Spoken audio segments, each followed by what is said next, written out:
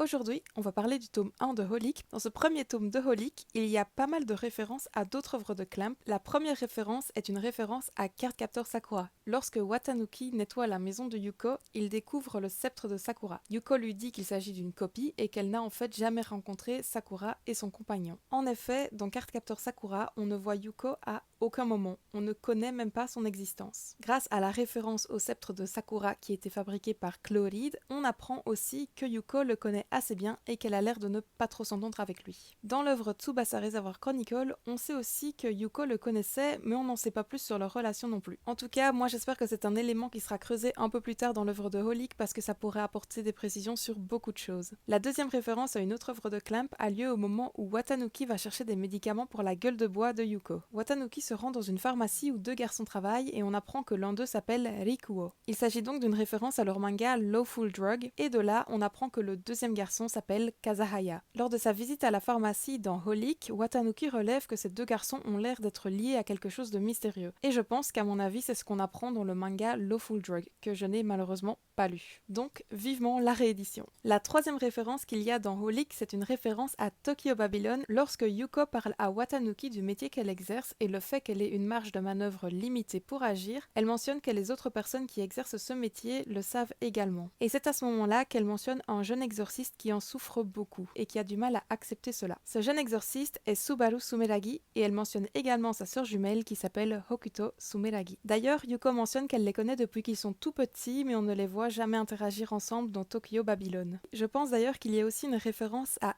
Ex 1999 parce que lorsqu'elle mentionne Subaru, elle dit qu'elle espère qu'il vivra heureux et que le bonheur est différent pour chaque personne. Le bonheur de Subaru est assez particulier et c'est un thème, une discussion qu'il a avec un des personnages de X. La dernière référence à une œuvre de Clamp dans Holic est bien plus qu'une référence puisqu'il s'agit d'un crossover avec le manga Tsubasa Reservoir Chronicle qui était publié en parallèle de Holic. À la fin de ce premier tome de Holic, nous avons l'arrivée de Sakura et Shaolan.